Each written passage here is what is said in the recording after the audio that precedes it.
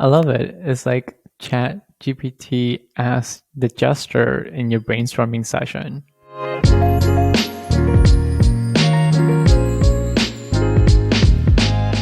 Hey, Mike. Hey, Francisco. Welcome to episode 3. Before we jump into today's topic, we have a great question from one of our listeners on our previous episode.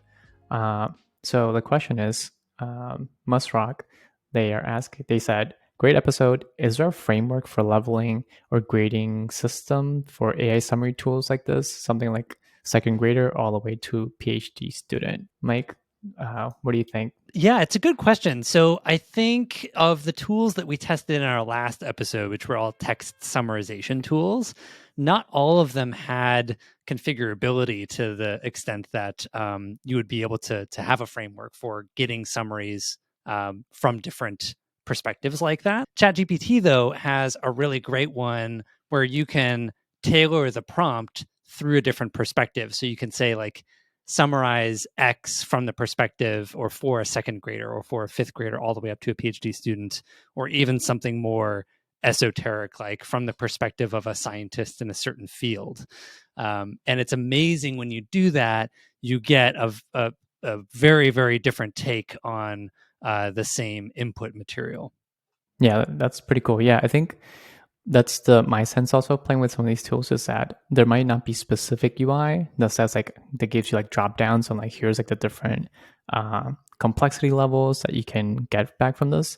I think some of the more specialized tools will have things like that, but if it doesn't, then in your prompt engineering, you can definitely nudge the system to behave in a certain way. Yeah, 100%. And that's one of the things that we'll explore a little bit more in today's episode, just how flexible and malleable these inputs can be, especially in ChatGPT, to really kind of steer and almost engineer and fine tune the output that you get, sometimes with hilarious consequences, as we'll see, hopefully.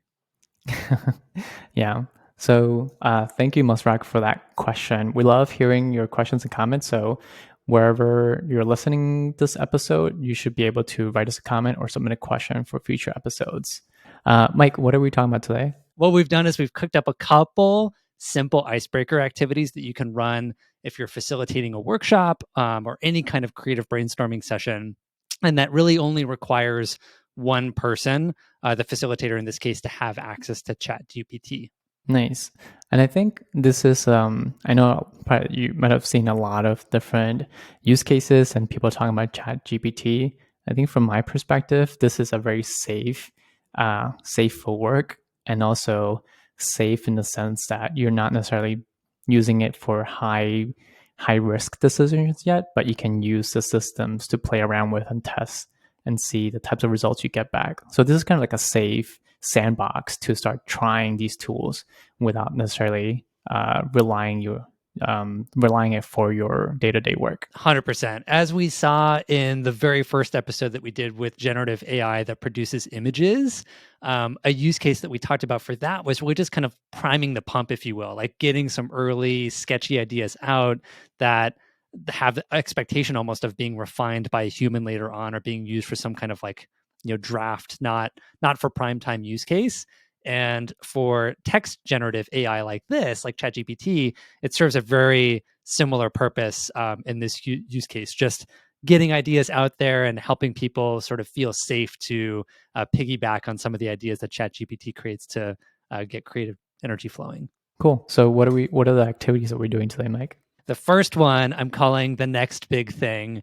And this is where kind of Mad Lib style, I'll ask you for a couple prompts.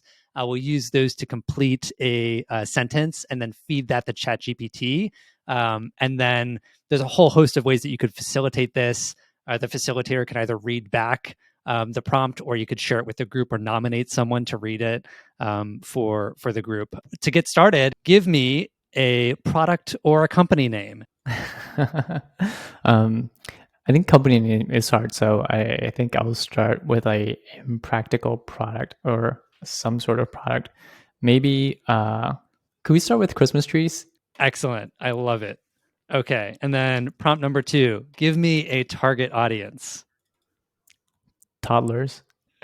Yes. Okay. So putting it together, We want to brainstorm product ideas for a new company aspiring to bring Christmas trees for toddlers to the masses. I think this is going to be perfect. So what I'm going to do is copy this. I'm going to paste this into ChatGPT. Mm-hmm. I'm going to start a new chat. No one can see this. ChatGPT is thinking. All right. So we have idea number one, miniature Christmas trees. These small tabletop trees are designed specifically for toddlers and can be decorated with child-safe ornaments. For number two, we have DIY Christmas trees, DIY Christmas tree kits. These kits include a small pre-lit tree and a variety of safe, easy-to-use decorating materials that allow toddlers to decorate their own tree with their parents' guidance. Yeah.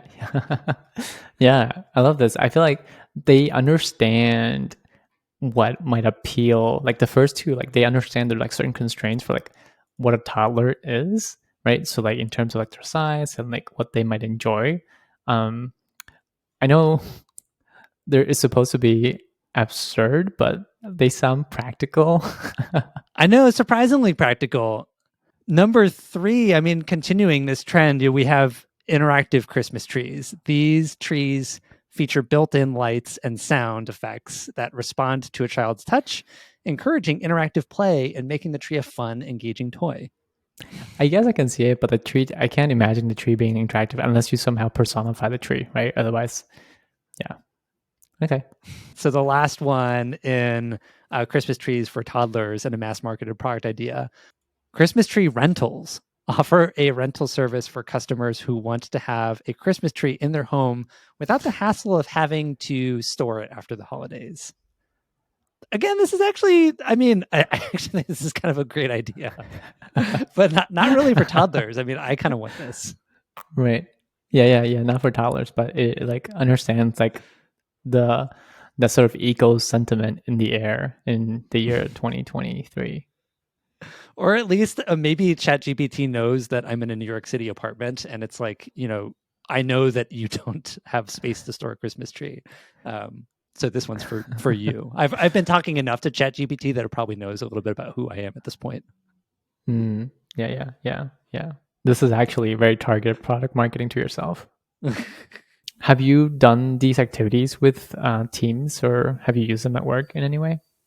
So I did one round of this. We did a brainstorming session on a product team a couple days ago, and just to kind of prime the pump, gave it a prompt that was very similar to the product that we were actually trying to solve for, and it was pretty hilarious because it sort of set a baseline that kind of teed up some really obvious ideas and then some that were kind of novel, but really actually not practical or doable for a whole host of reasons that you'd need to have context to really understand. But I think it was perfect because it sort of set a tone that kind of lowered the temperature in the room and made things approachable to start to think about ideas to layer on top of that. So it kind of made it okay to think of some silly ideas because ChatGPT just sort of set that tone. I love it. It's like ChatGPT as the jester in your brainstorming session. Exactly. It's like the goofy person that's just there to kind of like provide comedic relief and make it safe for people to start thinking outside the box. Yeah.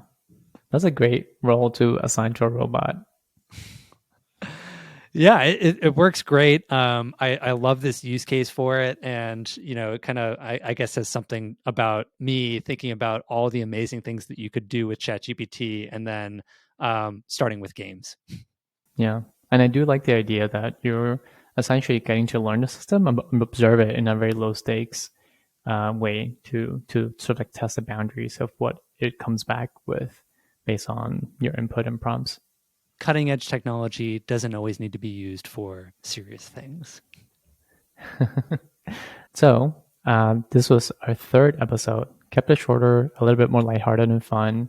If you have ideas on this episode, let us know. Write a comment. We'd love to hear from you. And we'll see you next time.